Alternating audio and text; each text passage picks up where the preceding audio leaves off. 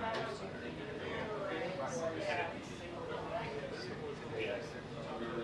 it was kind of happening. We knew it was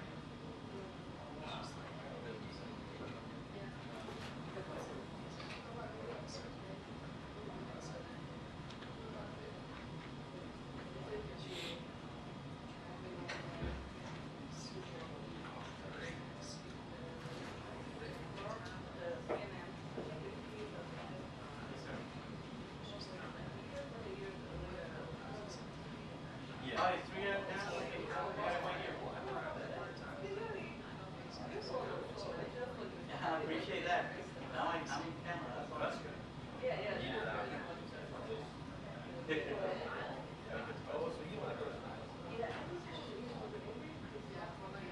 All right. All right.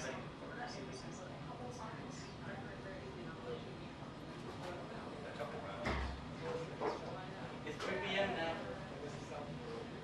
It's 3 p.m.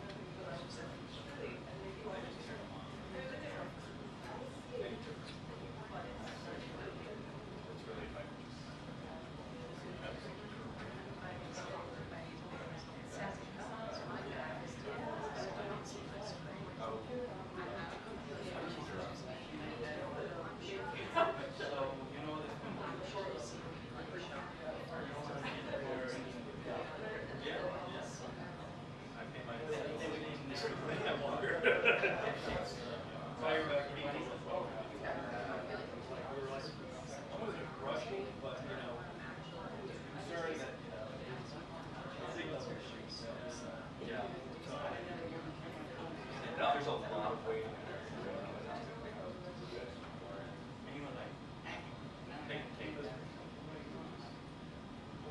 I'd say we probably spend an equal amount of time sitting in waiting for breathing. Never takes for a second. Let's look. So you can walk around going low. How was that?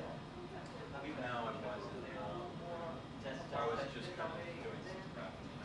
You hear me? Yeah.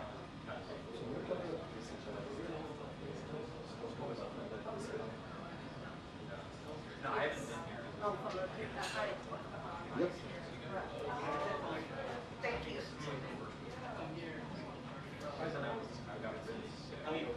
Hey, how are you? Good, how are you? Sometimes I don't see it even with my glasses because it's for this. That's why I have to take them off. How are you doing? I'm good. This is Joanna. This is my boss. She's here to look if I'm doing it well. Oh. That was really good. Good time. Well, he's doing a great job. Yes, for sure. I told you you shouldn't fire. So you attended the recruitment to join the Just.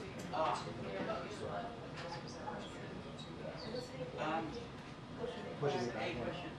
You guys can lower next shop for.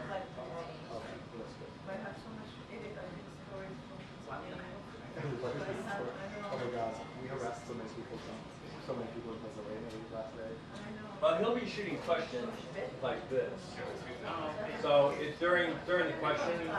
It's not gonna be, okay, Yeah. then don't worry. Okay. It's I like having a wide shot. They're wide shot. That way. So I know.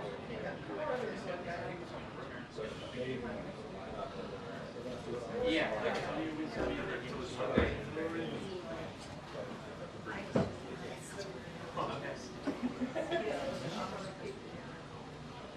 But usually, I'm sorry. See, okay, okay.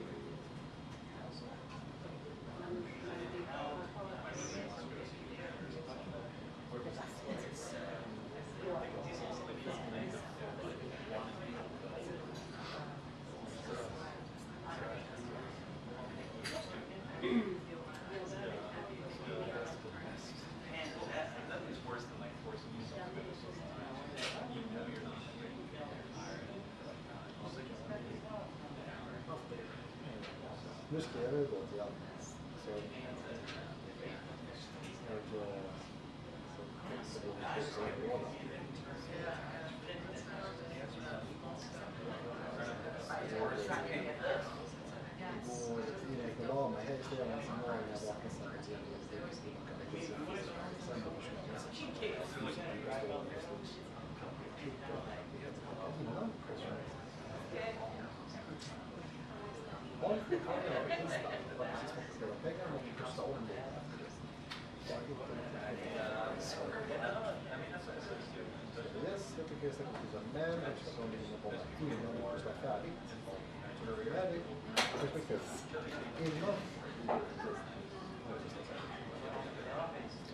absolut måste också vara säker på hur det är hela bilden. Som man kräver avsvets med flytta Karina och tar det resurser. we can see waters.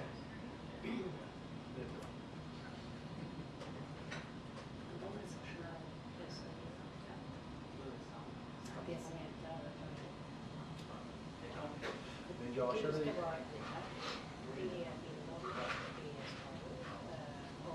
rain.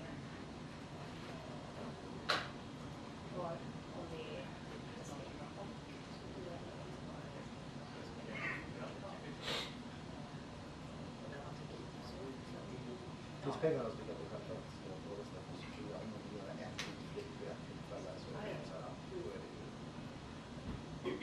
Absolut. Det ska ju se ut för det som också.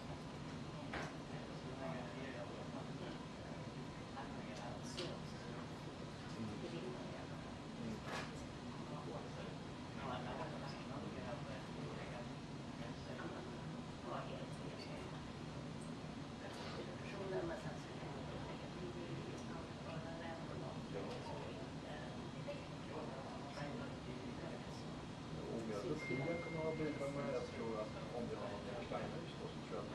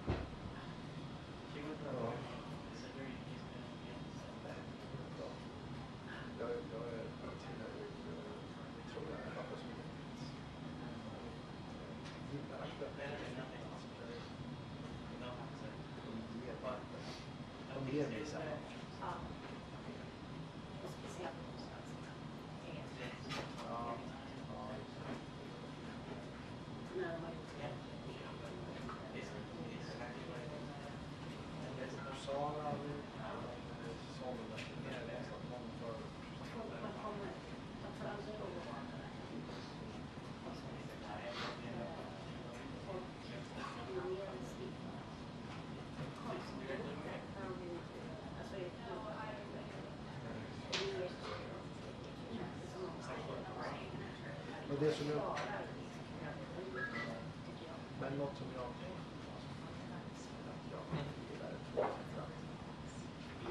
När den här gör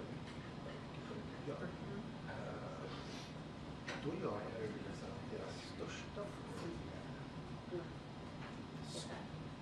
när inte bara är där ska göra liksom, intervjuer med de viktigaste personerna som också bara finns.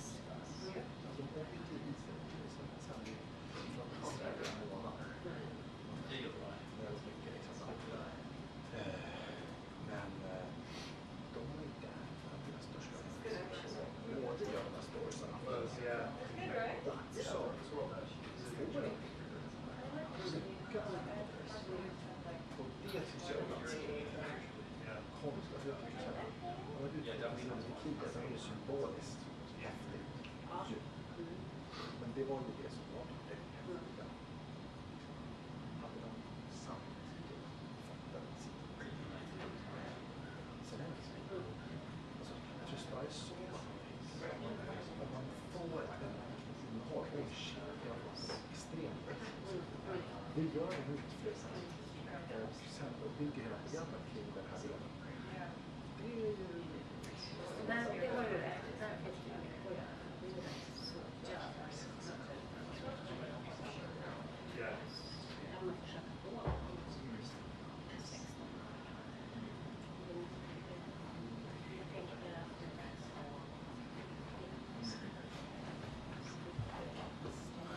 Audio test, 1, 2, 1, 2. Test, test. Bring that mono back on. Audio check. Okay, you need to be on.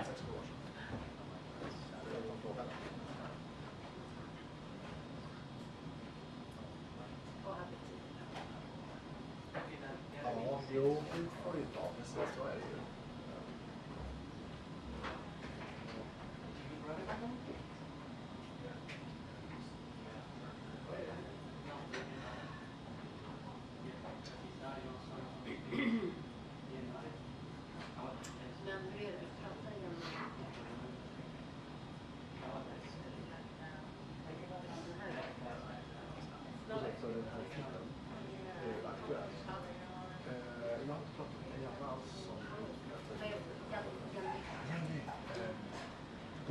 jag föreslog att frågan om vad det skulle vara.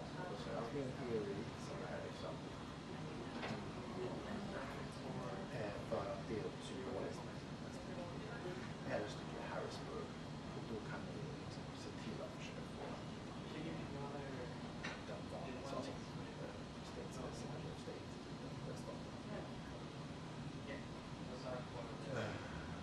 Som är högst valansvarig. Nej, det är på idéer. Som inte bestämmer vad det ska vara. Men de har någon liten idé om att ni som programledare ska göra något. Där som är något slag. Ja, och det är väl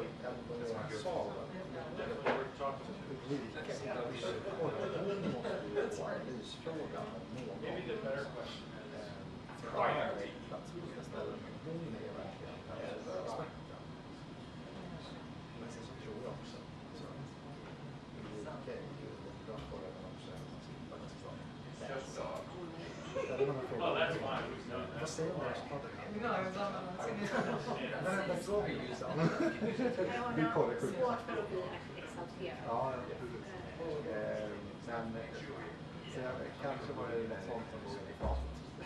Det kan faktiskt stämma. Plus att man faktiskt kan vara nykär så jag kan säga det här. Det kan vara trevligt på bordet och trevligt också för att känna att det här är inte någon som har jobbat tillsammans.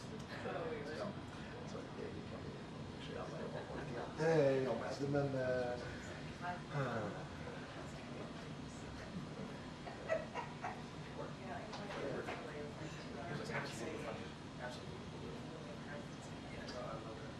So you can't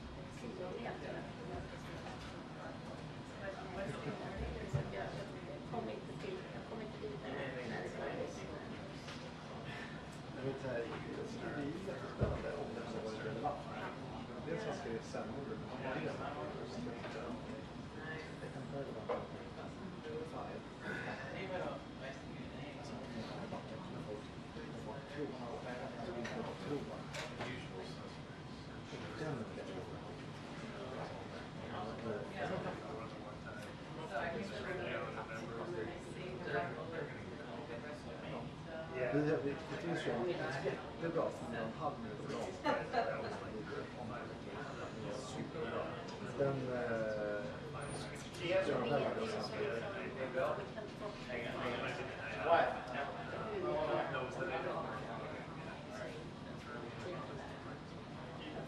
vi hade en miljon för att släppa alla grejer.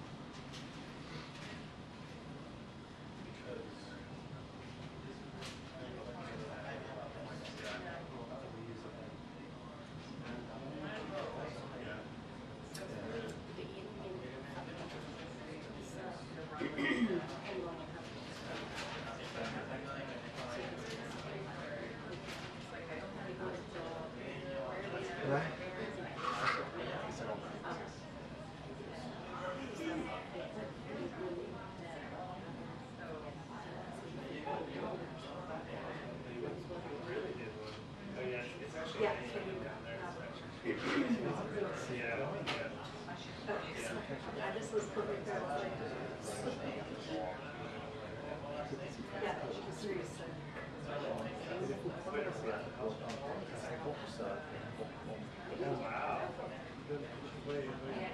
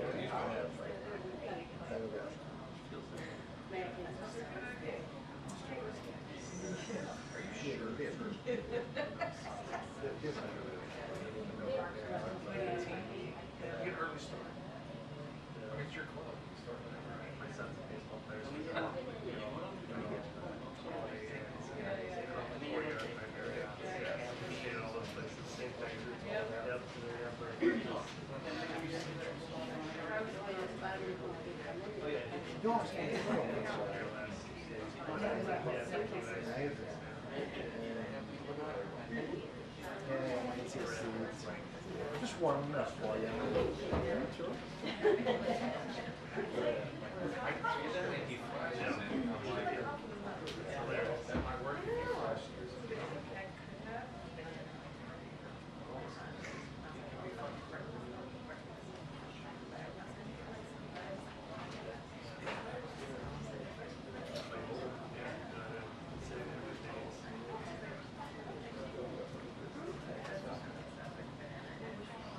Interesting. So then this is.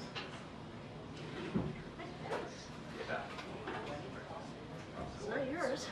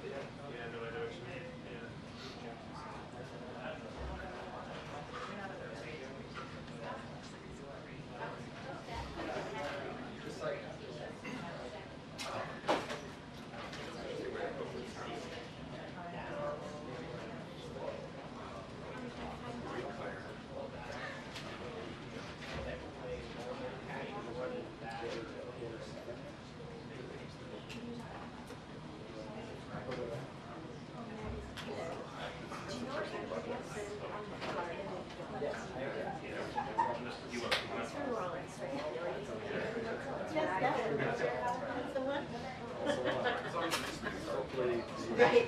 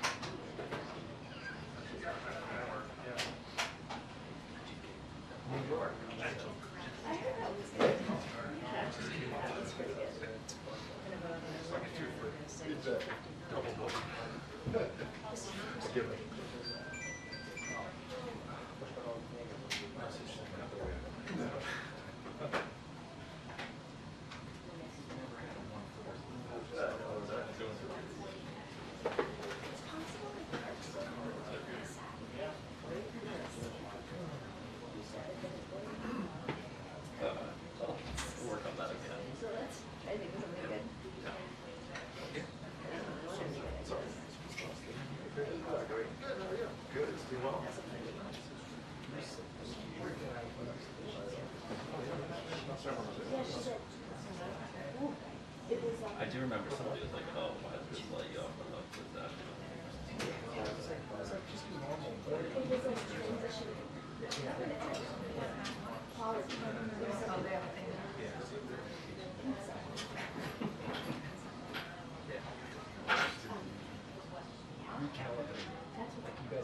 That's right.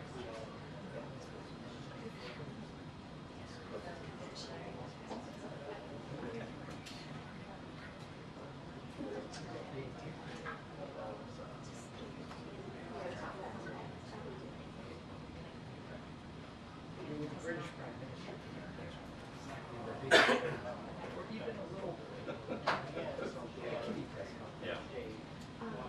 I actually like.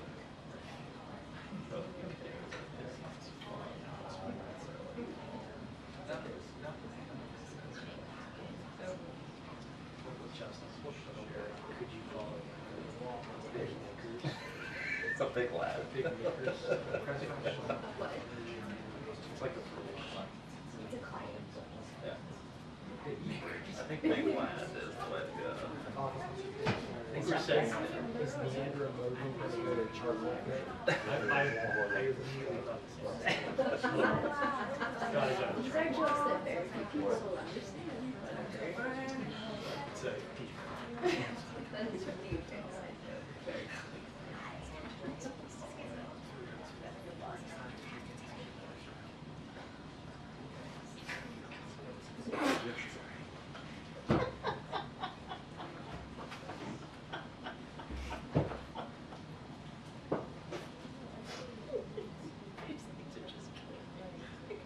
simple day.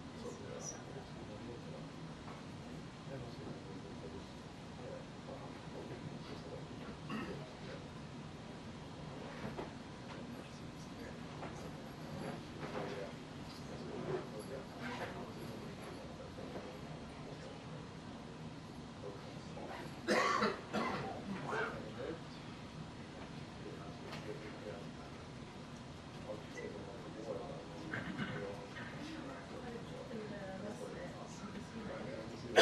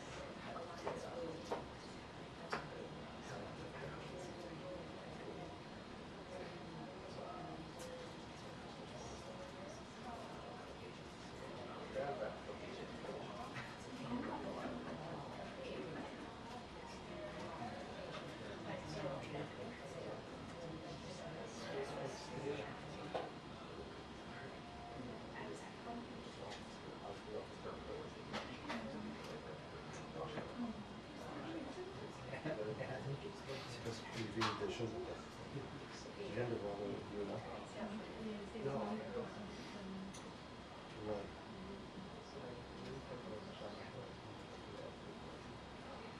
Ça c'est le premier.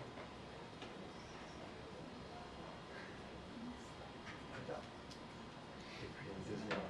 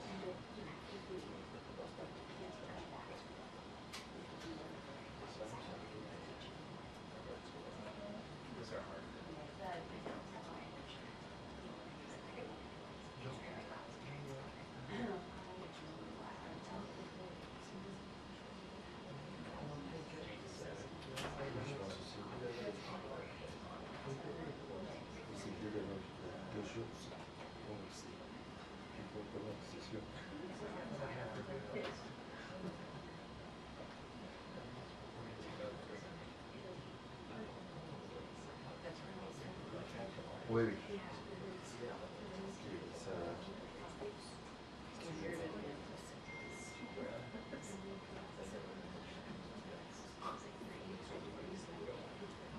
C'est bizarre, c'est un peu ça. En fait, c'est ça qui est la même chose.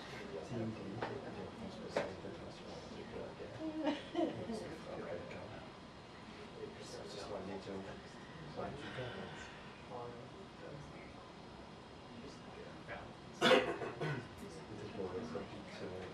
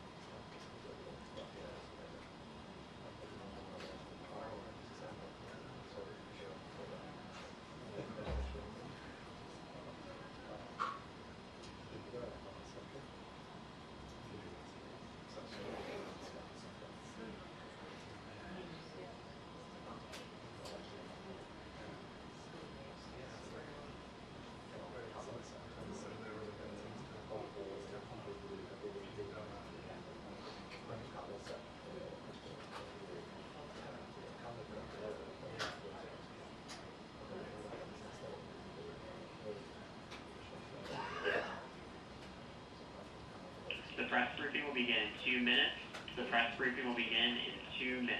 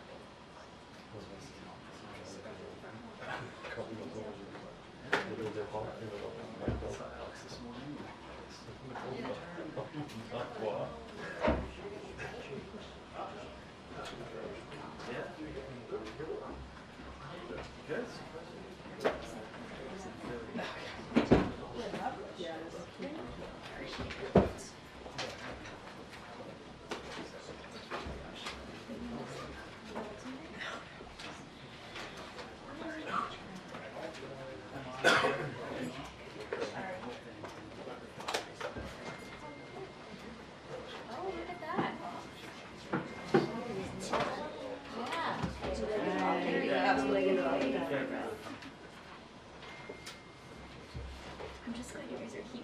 It's like, where's everybody? I was like, this is what it's like. I know. I know her so well. She's so great. Yeah.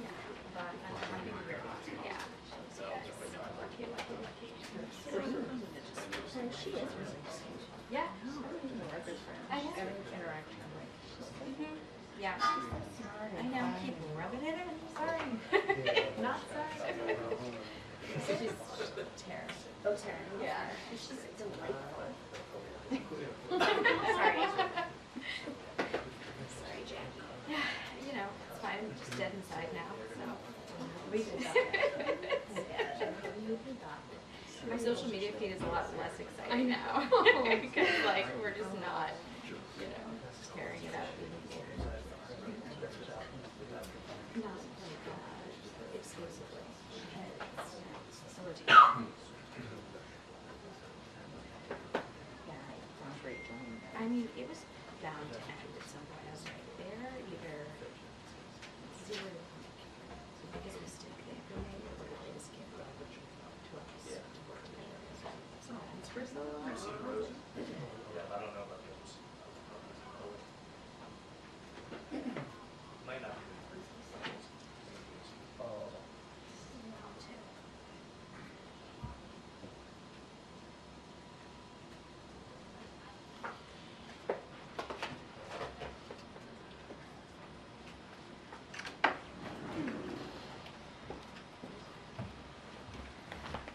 Hey, good afternoon, everybody.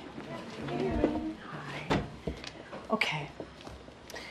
So for over 30 years, combating gender-based violence has been the cornerstone of President Biden's career. When Joe Biden was growing up, his father used to say to him that the cardinal sin was abuse of power. And that includes a man raising his hand to a woman or a child. When he was a young man and serving as a U.S. Senator, he saw how society looked away from violence against women. Few police departments had special victims unit. Many states had laws on the books that protected the abusers rather than the victims. More often than not, marital rape wasn't considered a crime. There was no national hotline to call. Women's shelters were referred to as indoctrination centers. All of this was completely unacceptable to Joe Biden. It's why in 1990, then Senator Biden wrote the landmark legislation, the Violence Against Women Act, VAWA, to protect women from domestic violence, stalking, and sexual assault. But we knew that wasn't enough. So as chairman, or he knew that wasn't enough. So as chairman of the Senate Judiciary Committee, he held public hearings on violence against women where courageous survivors shared stories of horrific violence. And his committee published groundbreaking reports on the impact of violence against women, documenting this tragedy in a way that policymakers could not ignore. It took years of building awareness, legislative expertise, and perseverance by Senator Biden, by then Senator Biden, in 1994. VAWA passed Congress. For decades, he has worked across the aisle to strengthen it. As president, he continued to expand his signature legislation, using every legislative and administrative avenue to address gender-based violence during his presidency. And today, to keep building on his proudest legislative achievement, Joe Biden is announcing new actions to combat gender-based violence. A total of more than $690 million in new funds to support survivors of gender-based violence, guidance on new protections to meet the housing needs of survivors of domestic violence, sexual violence, dating violence, and stalking, a new National Resource Center on cyber crimes against individuals to help law enforcement and community-based organizations prevent, enforce, and prosecute cyber crimes. New private sector commitments to take on the non-consensual sharing of intimate images and cyber crimes against individuals, and new actions to support law enforcement in removing guns from domestic abusers. The president is proud that between 1993 and 2022, annual domestic violence rates dropped by 67%, and the rate of rapes and sexual assault declined by 56%. It is one of the reasons why Joe Biden calls it his proudest legislative achievement. But he knows there is more work to do, so it is why today his new actions are so important. As the president said, and I quote, "Today, as we mark 3 decades since we passed into law the Violence Against Women Act, we celebrate our progress while recommitting to the work ahead."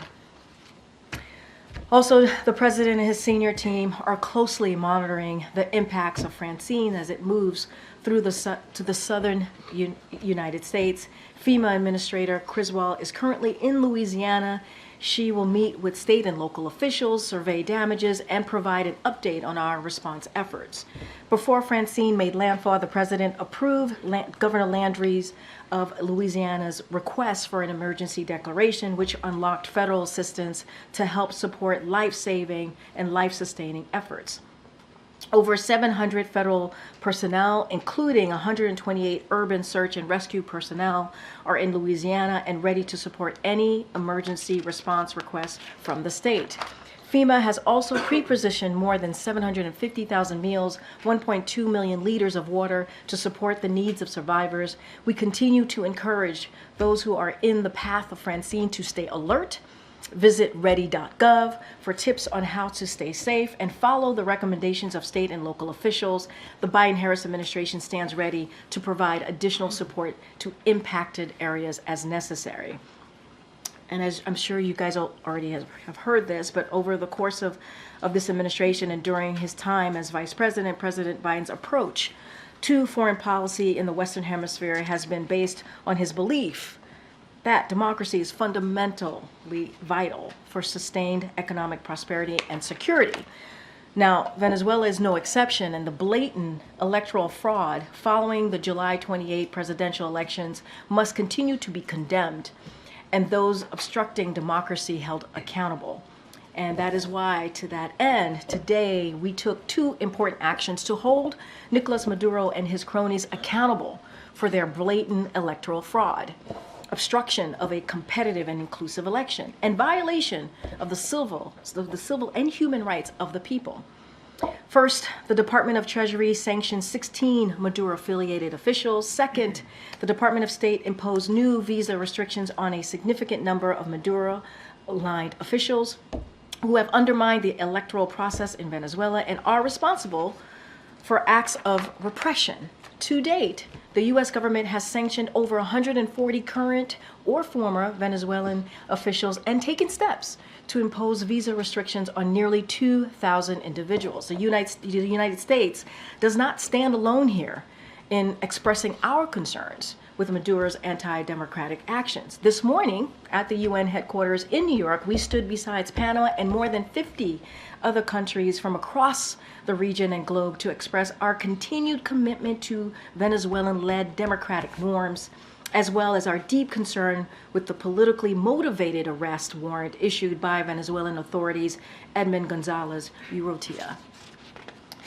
The United States will continue to work with our international partners to encourage Venezuelan-led constructive and inclusive dialogue to restore democratic norms, ensure Maduro and his representatives are held accountable for their actions, and support the people's aspirations for democracy and a more prosperous future. In the meantime, we cannot stand by while Maduro and his representatives blatantly commit electoral fraud and use violent, indiscriminate repression to silence opposition to Maduro's rule.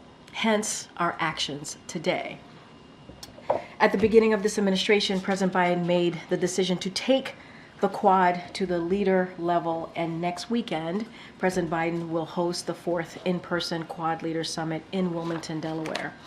The President looks forward to welcoming Prime Minister of Australia, Prime Minister of India, and the Prime Minister of Japan. This will be President Biden's first time hosting foreign leaders in Wilmington as president, a reflection of his deep personal relationships with each of the Quad leaders and the importance of the Quad to all of our countries. The Biden-Harris administration has made elevating and institutionalizing the Quad a top priority, and this Leaders Summit will focus on bolstering the strategic convergence among our countries, advancing our shared vision of a free and open Indo-Pacific region, and delivering concrete benefits for our partners in the Indo-Pacific in key areas. We will have more of the Wilmington-specific base details in days ahead of this particular Quad Summit that's happening next weekend. And lastly, this is a fun thing for all of us here. I wanted to take a moment to congratulate. We're about to embarrass her wholeheartedly, and I'm really happy about that because she should be. She's such a great person. And celebrate Kelly Scully. Well, Kelly's been supporting our team and working with many of you on healthcare and education stories, and she's not leaving. But she's also been working on her own story on love. Oh. I didn't know how I was going to deliver that one. Anyway, Kelly and her fiance Joe, who is here in the back of the room. Kelly does not know this. Hi, Joe. She was here for a while. She thought she was here for a while. They will tie the knot just outside of Florence, Italy next week. None of us were invited. Maybe she invited you guys. But I'm so proud that Kelly was able to find love, and she is the fourth spokesperson in the Biden-Harris press office to get married during his term. So maybe I should take some credit for that. I don't know, but maybe, probably not. But anyway, Kelly, you are an indispensable member of our team. There's a lot of internal jokes happening. Yeah, subtext here happening. And so we could not be happier for you and Joe. Hi, Joe. Hi. Please join us in wishing them, in all seriousness, a lifetime of love and happiness. And we can't wait to have you back, Kelly. And congratulations to you, Joe. I was about to call you something else. Joe. All right, guys.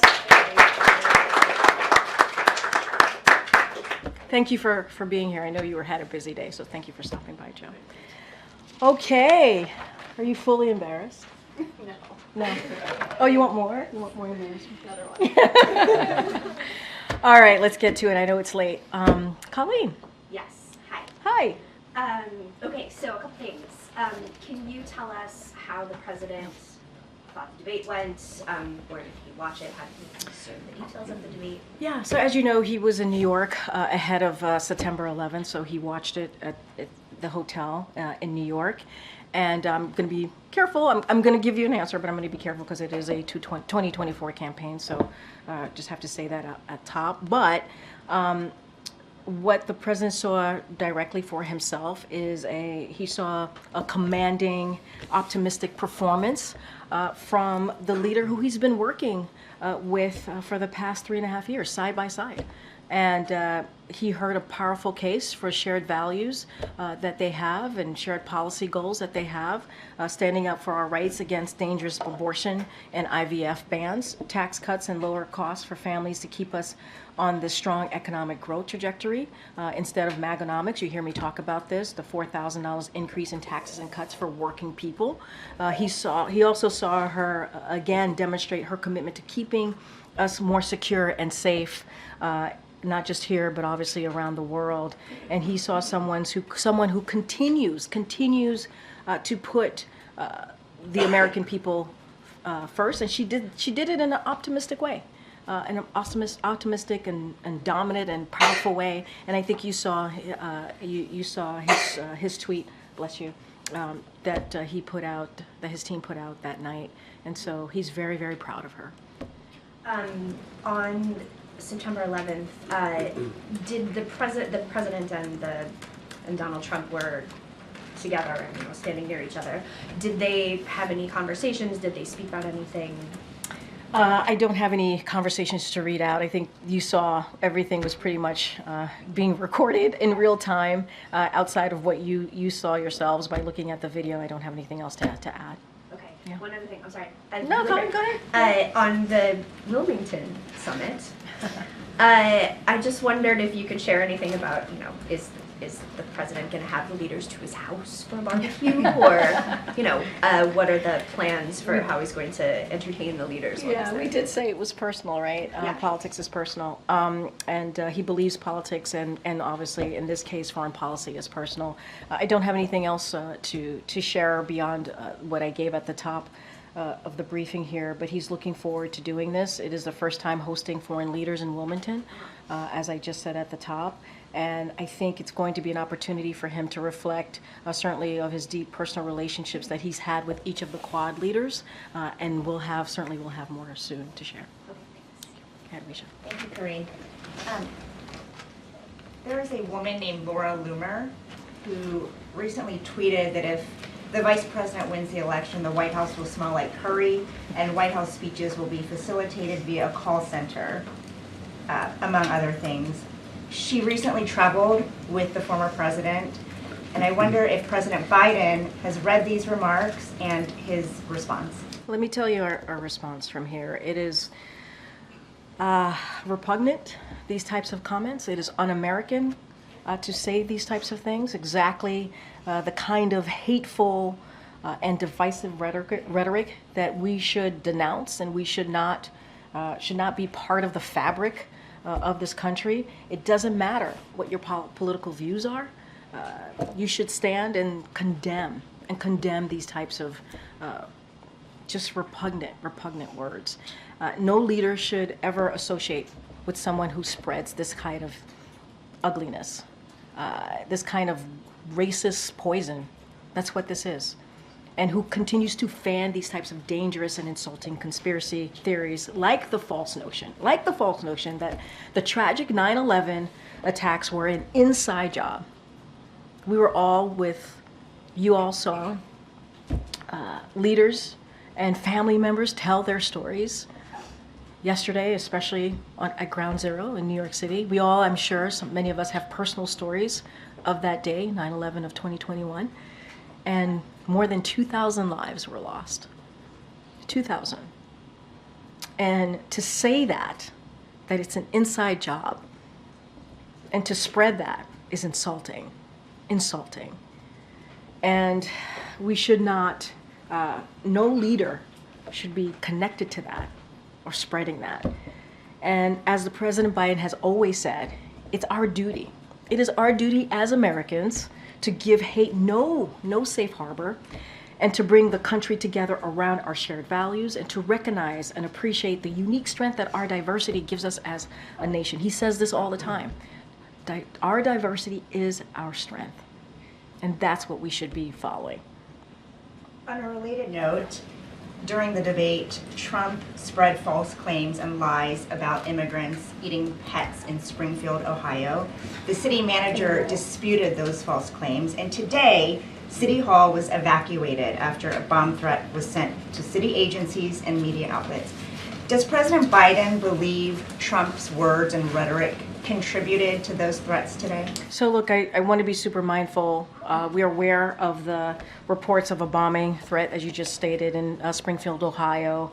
At City Hall, local police obviously is investigating the situation, and we encourage everyone to follow the public safety guidance. I don't want to speculate from here the source of the bomb threat, but I do want to take a step back. I think it's important that all of us take a step back here and just lean on the facts here.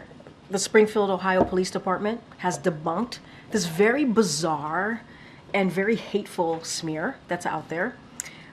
It is what is happening here is an attempt to tear apart communities and disrespect. Let's not forget also disrespecting law enforcement, and that is the opposite of what our country deserves.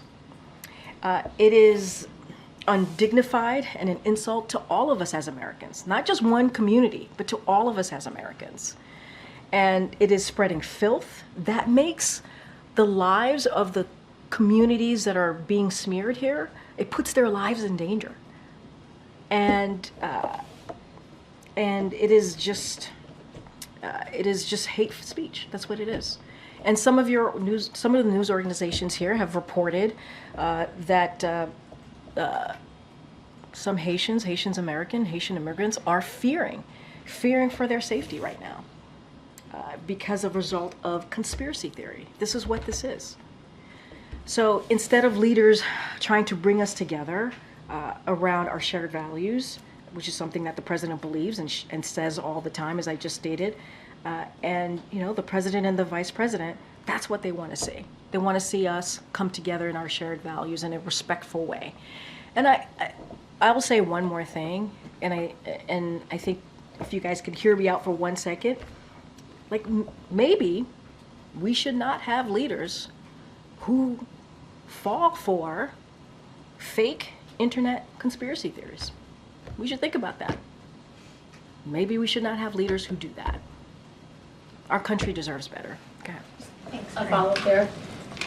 Any message from the White House specifically to the residents of Springfield, Ohio? Because of the bomb threat, or And all that's been going on social media, and the conversation around it, how the city managers had to reply. Yeah. Well, we certainly appreciate the Springfield, Ohio Department Police debunking this. This, again, very bizarre, hateful smear. And that is something that we appreciate. We should continue to come together as a country. We should not be tearing our communities apart. I'm sure that the community is dealing with a lot of incoming on this. It's unfortunate. Certainly not, I can't speak to the bomb threats and get behind that. There's an investigation that the local police are looking into. But we appreciate certainly the Ohio Police Department coming out right away in Springfield and saying, this is false, this is not true, debunking this hateful, very hateful smear. I wanted to ask you actually about another one from the debate. Former President Trump refused to say plainly whether he wanted Ukraine to win the war. Has the White House fielded any calls from allies about this, what this could mean if he wins, a change in U.S. policy? Has it impacted any of the White House's work with counterparts in Ukraine? So here's what I'm going to say. Look, I'm not going to answer specifically to what happened at the debate. What I will say is President Biden is president right now. And you have seen what he has done over the last more than 3.5 years. And he's always made sure that when it comes to foreign policy, we have diplomatic conversations. We try to rebuild those relationships that were pretty much soured by the last administration. We saw what the last administration did to our relationships across the globe. And as it relates to Ukraine and the the war that they're fighting because of Russia's aggression, you've seen the president's commitment, continued commitment to making sure that Ukraine has everything that they need to fight for their democracy, to fight for their freedom. And that's going to be continued, obviously, the president's commitment and the vice president's commitment as well. They've done this as partners over the past 2 years, more than 2 years now. And so that is what matters right now in this moment. The signal that we're sending has been very clear to the brave people of Ukraine, to our allies and partners, that we are standing behind them and continue to do just that. Is there any update to give on the negotiations in Doha? There was a new statement from Prime Minister Netanyahu that definitely suggested things are not going well. So what I will say is that we are going to continue to work on this agreement. This is an agreement that will bring hostages out of Gaza. That's what we want to see. And obviously, as you know, some of those hostages include American hostages, and we're going to continue to do that under the terms of the deal that's now on the table. That's what we're focusing on. As you know, and we say this all the time, we're just not going to go negotiate in public. Okay. Thanks, Karine. The President has both the Wilmington Summit and the meeting tomorrow with the British Prime Minister. I'm wondering if we can anticipate a press conference at either or both, since traditionally both would be kind of forums that we'd get to hear from the President. So I don't have anything to share on the Quad Summit as far as a press conference component. I believe there is not one scheduled for tomorrow. But I can say that the president obviously is going to continue to take questions from all of you, and I just don't have anything to share beyond tomorrow at this time. And then there was a meeting today at the White House with leading AI companies. I'm wondering if you could give a readout of what was discussed, but also if there were any agreements or plans headed forward for what the companies and the administration want to do together. So we are going to have a readout. If it hasn't gone out yet, it will go out shortly, of that particular meeting that happened this morning, as you just stated. It included White House officials from across the campus: Jeff Zients, Lael Brainard, Jake Sullivan, Bruce Reed, and Secretaries of Commerce and Energy were all there, and we'll have a full readout, hopefully momentarily, that should hit your inboxes. And so I think what you can take from this particular meeting is the continued commitment from the President and the Vice President to deepen our U.S. leadership as it relates to AI, and by ensuring data centers are built in the United States while ensuring the technology is developed responsibly. And so that is part of what was discussed in the meetings today, and we're talking about AI companies, hyperscalers, utility companies, and all of this was to talk about, again, the data center development of AI. The meeting focused on accelerating public-private collaboration in advance of U.S. leadership in advancing U.S. leadership in AI, and how to meet the workforce, permitting, and infrastructure needs associated with technology. The industry leaders, so you have this, and again, it'll be a more fulsome readout that'll go out to all of you, was Anthropic, OpenAI, Microsoft, Google, and a few others. And this has been the President's commitment, the Biden-Harris commitment, in trying to make sure that we get ahead of this really important technology, and make sure that we continue to show our leadership. As you know, this is something that we've been focused on for more than a year, since July of 2023. Go ahead, Monica. What we saw yesterday with the president briefly wearing a MAGA hat, since the pool wasn't in the room for that, can you share a little bit more about how that happened and just what kind of message you think it sent?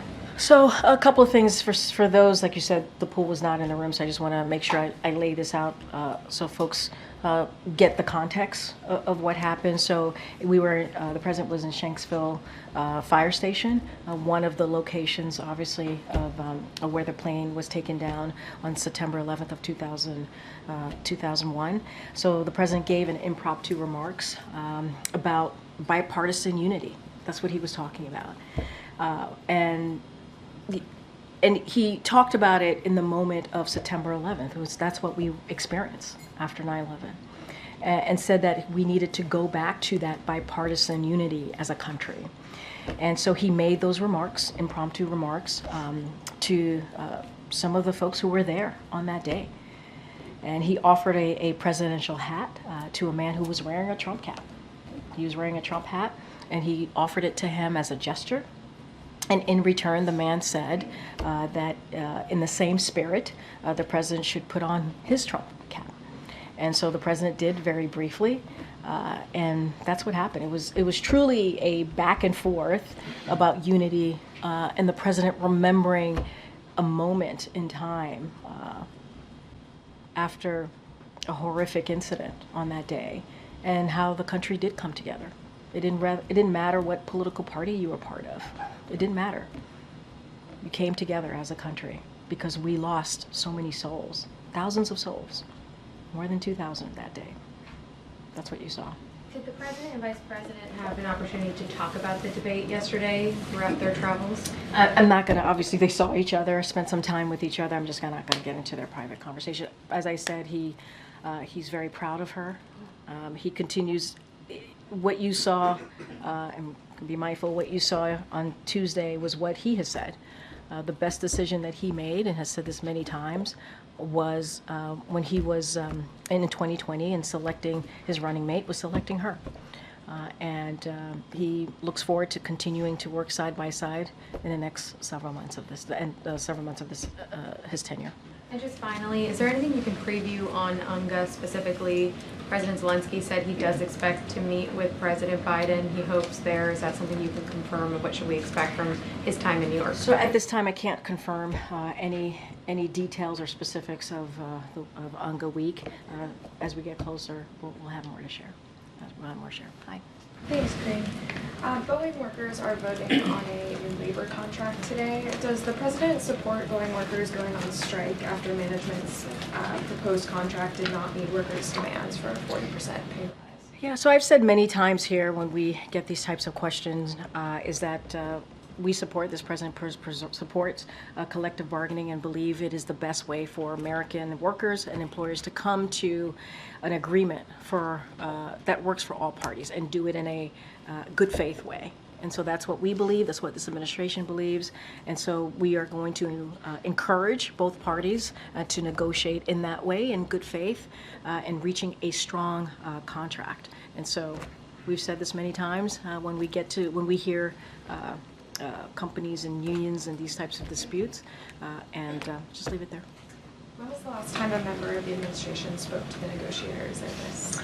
I will say that the administration are definitely in touch with the parties, which is not unusual, something that we've done many times before. And again, we continue to believe that the collective bargaining is the best way to reach a solution here for all parties involved, as long as it's done in good faith. If I could add one more. Dozens of state and local election officials raised concerns this week about the Postal Service's ability to get ballots delivered on time. Can you elaborate on what the administration is doing to ensure that the USPS is going to be able to get ballots? So I would refer you to the USPS on this one. Obviously, the president thinks it's incredibly important. Voting is a sacred right, and it should be something that Americans are able to do that and capable and able to make sure they're able to access that important sacred right. That's one of the reasons why very early on in his administration he signed an executive order to make it easier for people to be able to cast their votes. I would refer you to the U.S. Postal Service on specifics on that. Thank you, Karine. The White House has maintained that the Vice President has had a seat at the table and a voice in all major decisions that President Biden has made during his term. At the debate on Tuesday, she distanced herself from the President, saying, "I am not Joe Biden. What I do offer is a new generation of leadership for our country." And I would remind you that the President also said in many times, I'll point you to the Oval Office address, that he was passing the torch over, right, to a new generation. And he was proud to do that. He did it in an incredibly patriotic way, in a selfless way, and that's what he was doing. And he said it himself. What I will say is that all you have to do is look at what the President and the Vice President has done together, and that is something that she continues to support. What we did to turn the economy around, what we did to make sure that we lower cost when it comes to whether it's healthcare, whether it's energy costs. She was the deciding vote on the Inflation Reduction Act that mattered. That is, now Medicare is able to be able to negotiate with Big Pharma. We beat Big Pharma, and so she was able to lay out her agenda with the president's supports. We believe they have a shared agenda. That's what we heard. That's what we saw from this vice president, and I'm again going to be really mindful on saying too much, going too much into the debate, but I can speak to the. But you do believe that she shares responsibility for the agenda of this administration? Yeah, but I mean, yes, they are partners in this. She is a critical partner in what we have been able to do over the last 4 years. But we cannot forget what they inherited going in, right? We can't forget an economy that was in a tailspin. COVID was taking over. More than 3,000 people are dying each day. There was no comprehensive plan on how to deal with COVID. This president and this vice president got to work and put shots in arms and checks in pockets. That matters. And on the optics of the last couple of days, President Biden has made a personal decision when he has encountered former President Trump not to share a handshake with him, which Vice President Harris did twice in the span of 24 hours. Does he agree with that decision? Does he believe that was... She's her own person. The vice president is her own person. She's allowed to do what she feels is the best thing to do. I cannot speak for how she engages with the former president. She's her own person. And the president has his reasons. I'll leave it there. Quickly, just a clarification on the president's comments on Ukraine. He said earlier this week when asked about the possibility to change the policy for Ukraine to use long-range weapons into Russia, he said we're working on it. A U.S. official later clarified that there was no change in policy. Can you say what exactly is being worked on? So I'm not going to get into policy deliberations here in public. What I can say is basically what I said in answering one of your colleagues' questions about Ukraine specifically, obviously, which is that we want to make sure our focus is making sure that Ukraine has what it needs to defend itself, to win back their territory, their sovereign territory, to win that back. And so that's what our focus is, and that's what we're going to continue to do. We have shown, and this president has shown and continues to show, a tremendous amount of support for Ukraine. His leadership has been very clear and out front, making sure that NATO is stronger, adding 2 more NATO members. That was because of the president's leadership. More than 50 countries he was able to bring together to support Ukraine as they continue to bravely fight for their freedom. And that's our commitment. I'm not going to get into policy deliberations from here. Go ahead, Fraser. I know last time I think I called you Michael. I'll forgive you, don't worry about it. It's fine. Water under the bridge. Thank you. Oh, you're so kind. Thank you. Anytime. I want to continue asking about Ukraine if possible. Putin today said about these alleged plans to change the idea about long-range missiles. He said that it would mean that NATO countries, the US, European countries are at war with Russia. How concerned is the U.S. about that statement? I'm not going to get into hypotheticals. I'm not going to get into internal policy deliberations from here. I will say what you've heard from my NSC colleagues at this podium. You've heard from this president. This war can end today if Mr. Putin will end the war that he started. It is his aggression. It is his war that he started. He can end it. He can end it. I'm going to leave it there. His forces have also reclaimed part of the Kursk region that the Ukrainian forces took in the last couple of weeks. What's the White House's reaction to the Russian advances back into the Kursk region? We are going to do everything that we can so that Ukraine has what it needs to defend itself. That is our commitment. I think you have seen this, a very much focused, a tremendous amount of support from this administration and also from our partners and allies in doing just that. And that's what you could expect to see. Thanks, Karine. Okay. Thank you so much, Karine. Following up on Springfield, you said that these on Springfield. Yep. Yeah, this Ohio. fake Yep. theories, about migrants put lives in danger. So how concerned are you about a potential rise in threats or even hate crimes targeting migrants? I mean, when you have national leaders spewing hateful or lifting up hateful rhetoric and bizarre smear that has been debunked, as I just stated when I answered this question moments ago, that is dangerous. That is, yes, we are concerned. It is dangerous. I mean, you all have reported how communities, specifically Haitian communities, are fearing for their life because of how this is being lifted up. And this is about tearing communities apart, and we deserve more. Our country deserves more than that. So there is a concern. Anytime you see this type of rhetoric, this hateful rhetoric, these types of smears, yes, it could lead to dangerous scenarios. And that's why if you are a national leader in this country, if you're a leader of any kind, you should condemn this type of rhetoric. You should condemn it. We deserve more. And again, I talk about our shared values. That's what the president wants. He wants to be able to, so that people to get together around our shared values. And that is what matters, and that is what is important for our country. Okay, Jackie. Thanks, Karine. One more on the Trump hat. What did the president do with it? Did he keep it? I have no idea. Is he like saving it for a Christmas present for his least favorite staffer or something? Oh, wow. I'm Well, you've thought about that one. Least favorite staffer. I don't know, maybe it's on my desk right now. I don't know. Okay, on a heavier note, about the economy. There's a new analysis by the Republicans who are on the Congressional Joint Economic Committee. They looked at 7 battleground states, and according to their analysis, the average household is paying for the same basket of goods and services on average about $1,000 more per month compared to January of 2021. And the numbers are pretty stark in places like Nevada and Arizona. It's almost $1,200 a month. Georgia, it's $1,075 a month. North Carolina, $1,017. Has President Biden's policies positioned the vice president poorly in these states to win this election? So I'm not going to get into the election. I'm not going to get into her path to victory and what it does for, it's just not something that I'm going to speak to from here. What I can speak to is where we are now. Inflation, core inflation has gone down. That is important to note because of the work that they've been able to do. You see gas prices going down almost 50%.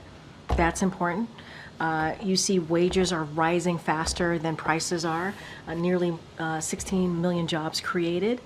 And what I will say, so we have done the work to see progress in fighting inflation and lowering costs. But we do understand, we're not, I hear the numbers that you're telling me, we do understand that there is more work to be done.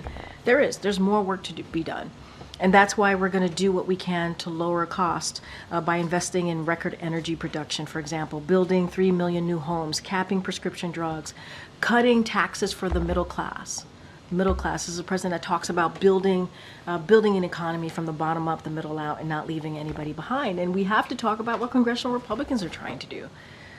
Raise costs by nearly $4,000 for the middle class. That's what they're doing.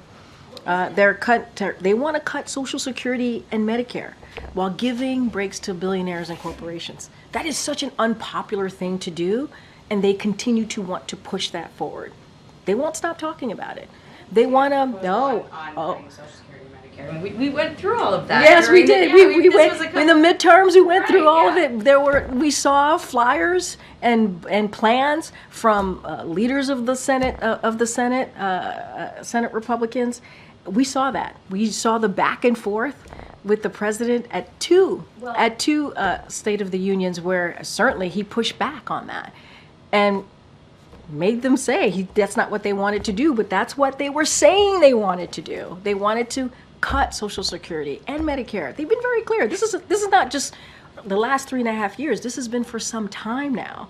And they want to get rid of the Inflation Reduction Act that none of them, by the way, voted for, that beats Big Pharma. They want to get rid of that. That's going to lower cost for Americans. We're talking about important drugs, cancer drugs, diabetes. We're talking about capping insulin at $35 a month for seniors that pay more than $400 a month. Rainer say that we've turned the page on inflation, but American families aren't feeling that, to the point where the vice president didn't even directly answer the question in the debate.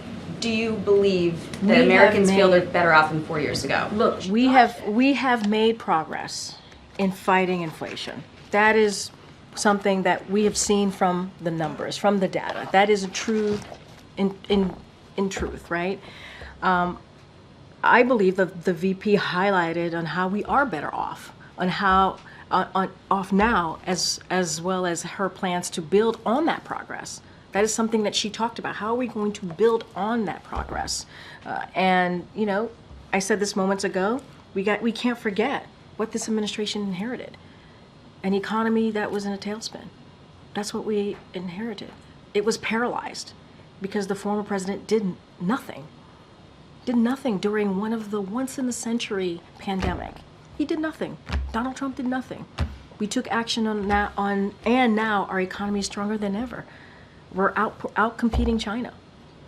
That's something that we did. Let's not forget, when we took over, violent crime we saw violent crime, murder at its highest in the former president's last year.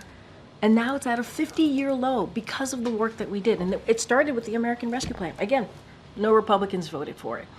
They didn't want to vote for something that had money for local communities, local police enforcement to actually have the funding they needed to get more police officers.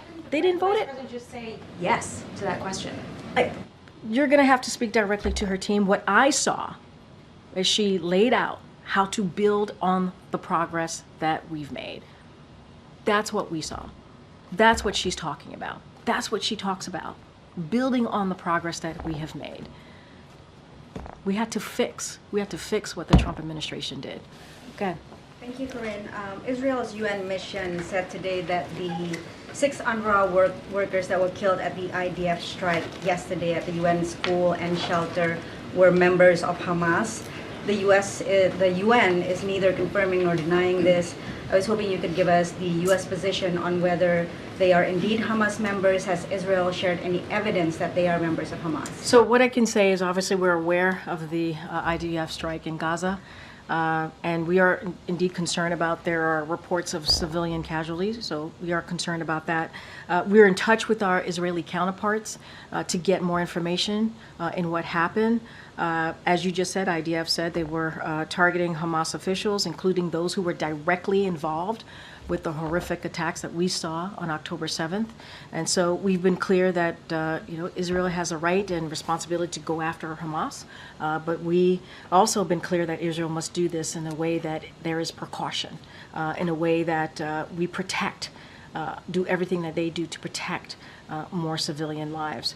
And so this is especially the case in declared humanitarian zones in Gaza, and that is something that we want to see. And so we're having certainly conversations about that. We mourn, and you hear us say this all the time. Every Palestinian civilian lost in this conflict, including children, and far too many lives have been lost and continue to be killed and wounded. And so we're having those conversations with our Israeli counterparts. Okay, so you don't have a position. I don't have a. I know the question about, you're asking me about specifically about Hamas leaders, officials. I'm not going to speak to that. What I can say is we're in direct conversation with our Israeli counterparts. And moving on, still on the Middle East, is the administration involved in bringing the remains of Turkish-American Ayşenur Ege, who was killed by IDF in the West Bank? Is the administration involved in bringing her remains back to Turkey? And how do you respond to Turkish anger, both from the government and the citizens, to President Biden calling the shooting, quote, an accident? So let me just say that what the family and her loved ones, Ayşenur's loved ones are going through right now is unimaginable. And I can't imagine the pain that they're going through with losing a child, a loved one. And their loss has certainly been on the president's mind. And so you saw the president release a statement on her death. And the president said there must be a full accountability. Her killing was indeed an outrage. And just to reiterate what I said moments ago, Israel must do more. They must do more to make sure that incidents like these never happen again. And again, the pain of losing a child is something that I can certainly that we can't even imagine. But is the U.S. helping Turkey? Sorry, is the U.S. helping to bring the remains? I don't have anything to share with you on that. I would refer you to the State Department specifically on that question. At the Quad Summit in Delaware later this month, President Biden will be meeting with Prime Minister Kishida of Japan. What would his message be on U.S. steel acquisition by Nippon Steel? Look, I don't have anything as it relates to Nippon Steel. I don't have anything to share on that. CFIUS obviously is going through their process. When they share their end of the process report, that they do that, they'll do that to for the president. Then the president will make obviously a decision. I just don't have anything to share. There's no news to be made at this time, and the process continues. Yeah, sure. Go ahead, Nadia. Thanks. The statement that the president released yesterday described the killing of Aisha Noor as a tragic error. I'm just wondering how the White House came to this conclusion, considering that she was shot by a sniper into a bullet in the head, as execution style. The Washington Post did an investigation. It showed that she was shot 20 minutes after the clash had ended, and all the protesters has moved from the main road. So how did you come to this conclusion it was an error? And I want to say, like, her killing was an outrage and should have never have happened. It should have never happened. That's what the president believes. It should have never have happened. I'm aware, to answer your question, I'm aware of the analysis, the various analyses that are out there and have been published, aware of it. As we have said, we're going to continue to stay in close touch with the Israeli and the Palestinian authorities regarding the circumstances that led to Aisha Noor's death. We're going to continue to have those conversations. And the president has been clear. He has been clear as well that there needs to be full accountability as well. We need to see full accountability here. But in all the previous incidents, whether it's Palestinian civilians or even Israelis, hostages who were carrying white flag and shot by the IDF, or American citizens, whether it's Shireen Abu Akleh or Aisha Noor or others, is the White House satisfied that Israel ever came to you and they found actually the people who did it responsible and they held accountable? Are you satisfied with all this investigation? I'm not going to go into every investigation. I know I hear you, but I'm not going to do that. This should have never happened. This awful killing should have never happened. It's an outrage. And just to what the president was referring to, and we've said this, is that the initial findings that were released by IDF, and it was also they also briefed the U.S. government on this. And so, look, the president also said there must be full accountability to what happened, and that's what we want to see. Karine, 3 Red Cross workers were killed in Ukraine today. I just wondered, why has the president not spoken with members of her family who've said that they've been interested in hearing from you? Yeah. Yes, we're aware of that. U.S. officials have been in touch with the family members, and so we are working on additional calls. I don't have anything to share outside of that. Are those with the president? Is he going? We are working on additional calls, and I just don't have to share anything else to share beyond that. Karine, 3 Red Go ahead, Cross Karen. workers. Go ahead, Karen. January 6th is going to be designated a national special security event by DHS and the Secret Service, which makes the counting certification of the electoral votes the highest security designation the federal government makes available. We've heard the president give many speeches talking very passionately about what happened on January 6th. Back in 2021, but what does it say now that something that is a routine part of the election process is now getting this level of a security designation? So, and you're right, this president has spoken very passionately about January 6th and what happened on that day and how it was an attack on our democracy. He has shared his views, and he's also said the importance of making sure that never happens again. He has said that many times, again, in an impassionate, powerful way. I would, as it relates to this designation, this is something that DHS and Secret Service, they can speak specifically to this designation. They made this designation, so don't want to get ahead of them. But you're right, the president's spoken powerfully about this. He's been very clear that this cannot happen again, and we know. Look at 2022, the elections from 2022. We know that Americans care about their democracy. They care about their freedoms. And that's where majority of Americans are. But I'm not going to get into specifics of of what we heard from DHS and Secret Service today. Okay, Jared. Three Red Cross workers killed. UN Ambassador Linda Thomas-Greenfield announced that the U.S. is backing of 2 permanent African seats on the UN Security Council. What more can the White House share about the importance of this and what insight and leadership Africa can provide to advancing international peace and security? And how likely does the administration believe that this resolution can be voted on at the General Assembly? So just to take a step back, 2 years ago at UNGA, the president was able to announce the U.S. commitment to expand on the council with permanent representation for countries from Africa and Latin America and the Caribbean, as well as countries we've long supported for permanent seats. And so he did that 2 years ago, and what you saw today, to your point in your question, you saw the UN ambassador, the U.S. UN ambassador announce that our support for 2 permanent seats for African countries. And that's something that African leaders called for. And certainly, obviously, this is something that the president supported. So it shows, I believe, our commitment, the U.S.'s commitment to supporting reforms to the Security Council. I think that's how you should see this and view this. And by doing that, it makes the Security Council more effective. You have representation and more credible. And so any specifics beyond that, I would have to refer you to the State Department. But this is a commitment that you saw from this president 2 years ago coming at UNGA back then.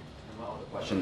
The venture capital firm, the Fearless Fund, closed its grant program for Black women-owned businesses to settle a lawsuit that claimed that the grant was discriminatory. Doing so avoided it going to the Supreme Court that could have ruled in having implications for race-based initiatives in the private sector. Does the White House have any reaction to this decision, this lawsuit? So, anything specific to the litigation, it's an ongoing litigation. I would have to refer to Department of Justice. But I will say, and this is something I think I said moments ago, and the president has said, I'm just repeating what the president has said many, many times during this administration, that diversity is our greatest strength. And that is important. You see that in the policies that the Biden-Harris has moved forward. You've seen that whether it is schools or our militaries or our businesses, even in government. This is the most diverse presidential administration in history because the president and the vice president believes in that. They believe in making sure that when you talk about policy, you're talking about all the communities and you're bringing them together, and no community is left behind. This is an ongoing litigation that I can't speak to. That's something for DOJ to speak to. I know I have to get going. 3 Red Cross workers killed in Ukraine today. Can you Go address ahead, that? Ed. Go ahead, Ed. Thanks, Karine. I want to ask you about the new census data that came out. It shows that childhood poverty went to 13.7%. It's more than double childhood poverty in 2021. So why aren't things getting better with all the programs and the money that's been spent or signed into law under the Biden-Harris administration? So, and I am really glad that you brought this up. If you think about the first year, and I kind of spoke about this a little bit in the past, 40 minutes or so being at the podium, is that what we were able to do because of the American Rescue Plan is that we were able to cut child poverty by nearly half, and that's a record low. And that's because we were able to expand on the child tax credit. And again, the American Rescue Plan, not one Republican voted for that plan. Not one. Especially if you just think back what was going on during that time. And they decided not to vote for it. Again, economy was in a tailspin. And to this day, Republicans have refused. They continue to refuse, repeatedly blocked our attempts to restore that expanded child tax credit. Again, you're talking about poverty, that's what it was able to do. And what it did is lift millions of children out of poverty. And this just happened as recently as last month. Senate Republicans blocked a bipartisan bill to expand the child tax cut. So we can build on what we were able to do the first year. Republicans are getting in the way. They're getting in the way. But we had $904 billion in non-defense spending in 2024, and you're telling me that only the child tax credit is the way to fix We saw what passing the American Rescue Plan, which expanded the child tax credit within, it was a provision, it was part of the American Rescue Plan, and because we were able to expand the child tax credit, the data showed that the child poverty was cut down by nearly half. And one of the ways, obviously, when you see that, what you want to do is continue to expand the child tax credit. That's what Democrats wanted to do. That's what Republicans don't want to do. That's what the president wanted to do. If you see something that works, as a legislator, don't you want to continue it? Don't you want to continue something that works? They got in the way. So if you're talking about child poverty, we know how to deal with it, and they refuse to move forward with it. They refuse to move with the legislation that they just blocked just last month. On another subject, the Treasury monthly statement came out today, and it showed that we still have a deficit. We're going to have a deficit of $1.9 trillion this year. The focus on the president and the vice president has been raising taxes. They want to raise tax on corporations and others, and spending on programs. What's the plan for the debt? So, we got to step back here for a second. The last administration increased the debt by a record $8 trillion. I hope you wrote about that. They didn't sign a single law to reduce the deficit. I hope you wrote about that. The President Biden, the current president, signed a $1 trillion of deficit reduction into law. He's taking action to deal with our deficit. $8 trillion deficit in the last administration. I really hope you wrote about that. And his budget would lower the deficit by another $3 trillion by making millionaires and biggest corporations pay their fair share. To your question, that's what it would do. Cutting spending on special interests. That's what he wants to do.